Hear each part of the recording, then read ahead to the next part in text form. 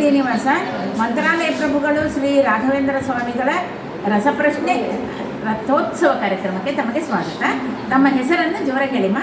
ಕಲ್ಪನಾ ಬದ್ರಿನಾರಾಯಣ್ ವಡ್ವಿ, ಹುಬ್ಬಳ್ಳಿಯಿಂದ, ಮಂದಾರಹಾಸ ಮೇಳ ಮಂಡಳದಿಂದ. ಓಕೆ, ತಮಗೆ ನಾನು ಮಂತ್ರಾಲಯ ಪ್ರಭುಗಳು ಅದರಲ್ಲಿ ಪ್ರಶ್ನೆಗಳನ್ನು ಕೇಳ್ತೀನಿ. ಮೊದಲನೇ ಪ್ರಶ್ನೆ ತಮಗೆ, ಭೂರಿ ಶ್ರವಸ್ ಮತ್ತು ಶಲ ಈ ಮೂವರು ಯಾರ ಪುತ್ರರು? ಭೂರಿ ಶ್ರವಸ್ ಮತ್ತು ಶಲ ಈ ಮೂವರು ಯಾರ ಪುತ್ರರು?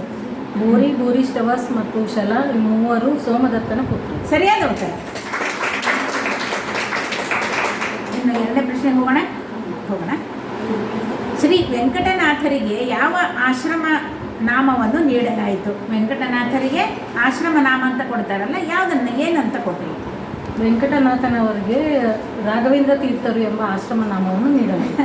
ಯಾವಾಗಲೂ ಬಾಯಲ್ಲಿ ಬರ್ತಾನೆ ಇರುತ್ತೆ, ತೊಂದರೆನೇ ಇಲ್ಲ. ಸರಿಯಾದ ಉತ್ತರ. ವೆಂಕಟನಾಥ ಅಂತ ಅವರ ಹೆಸರಿತ್ತು, ವೆಂಕಣ್ಣ ಅಂತ ಕರೀತಿದ್ರು. ಅವರಿಗೆ ರಾಘವೇಂದ್ರ ತೀರ್ಥರು ಅಂತ ಹೇಳಿ ಆಶ್ರಮ ನಾಮವನ್ನು ಕೊಡ್ತಾರೆ. ಇನ್ನು ಶ್ರೀ ರಾಘವೇಂದ್ರ ತೀರ್ಥರಿಗೆ ಆಶ್ರಮ ದೀಕ್ಷೆಯಾದ ದಿನವನ್ನು ತಿಳಿಸಿರಿ. ದೀಕ್ಷೆ ಆಗತ್ತಲ್ಲ, ಆ ದಿನ ಯಾವುದು? ದುರ್ಮತಿ ನಾಮ ಸಂವತ್ಸರ, ಶುಕ್ಲ ಪಕ್ಷ, ಇದು 1621 ದ್ವಿತೀಯ. ಸರಿ, ದ್ವಿತೀಯ ಕರೆಕ್ಟಾ? ಸರಿಯಾದ ಉತ್ತರ. ದುರ್ಮತಿ ನಾಮ ಸಂವತ್ಸರ ಫಾಲ್ಗುಣ ಶುಕ್ಲ ದ್ವಿತೀಯ, ಕ್ರಿಸ್ತ ಶಕ 1621. ಸರಿಯಾಗಿದೆ ಎಲ್ಲನೂ. ಬಾಲ ಪ್ರಹ್ಲಾದನಾಗಿ ಖೋಳ ಕಶಪುವಿಗೆ ಲೋಲ ಶ್ರೀ ನರಹರಿ ಕಾಲ ರೂಪವ ತೋರ್ದೆ ಬಾರೋ ನಮ್ಮ ಮನೆಗೆ, ಶ್ರೀ ರಾಘವೇಂದ್ರ ಬಾರೋ ನಮ್ಮ ಮನೆಗೆ. ಅಲ್ಲೊಂಚೂರು ಮಿಸ್ಟೇಕ್ ಆಯಿತು. ಬಾಲ ಪ್ರಹ್ಲಾದನಾಗಿ ಖೋಳ ಕಶಪುವಿಗೆ ಲೋಲ ಶ್ರೀ ನರಹರಿ ಕಾಲ ರೂಪನ ತೋರ್ದೆ ಬಾರೋ ನಮ್ಮ ಮನೆಗೆ, ಶ್ರೀ ರಾಘವೇಂದ್ರ ಬಾರೋ ನಮ್ಮ ಮನೆಗೆ. ಕರೆದರೆ ಬರುವಿ ಎಂಬೋ ಕೀರುತಿ ಕೇಳಿನ ಕರುಣಾದಿ ಕರೆಯುವೆ ಕರವ ಪಿಡಿಯೋ ಬೇಗ ಬಾರೋ ನಮ್ಮ ಮನೆಗೆ,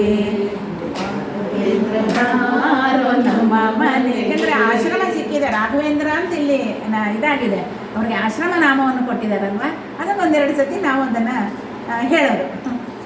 ಕುಷ್ಠರೋಗಾದಿಗಳ ನಷ್ಟ ಮಾಡುವಂಥ, ಕುಷ್ಠರೋಗಾದಿಗಳ ನಷ್ಟ ಮಾಡುವಂಥ ಅಷ್ಟ ಮಹಿಮೆಯುತ ಶ್ರೇಷ್ಠ ಮುನಿಯೇ ಬಾರೋ ನಮ್ಮ ಮನೆಗೆ, ಶ್ರೀ ರಾಘವೇಂದ್ರ ಬಾರೋ ನಮ್ಮ ಮನೆಗೆ. ಮನೆಗೆ ಅಂದರೆ ಮನಕ್ಕೆ ಅಂತಲೇ ಅರ್ಥ ಇದೆ. ಕೊನೆಯ ಪ್ರಶ್ನೆಗೆ ಹೋಗಲ ತಮಗೆ. ಯಾವುದರ ಉದ್ಧಾರಕ್ಕಾಗಿ ರಾಯರು ಮಂತ್ರಾಲಯದಲ್ಲಿ ಯೋಗಾರೂಢರಾಗಿದ್ದಾರೆ? ಯಾವುದರ ಉದ್ಧಾರಕ್ಕಾಗಿ ರಾಯರು ಮಂತ್ರಾಲಯದಲ್ಲಿ ಯೋಗಾರೂಢರಾಗಿದ್ದಾರೆ?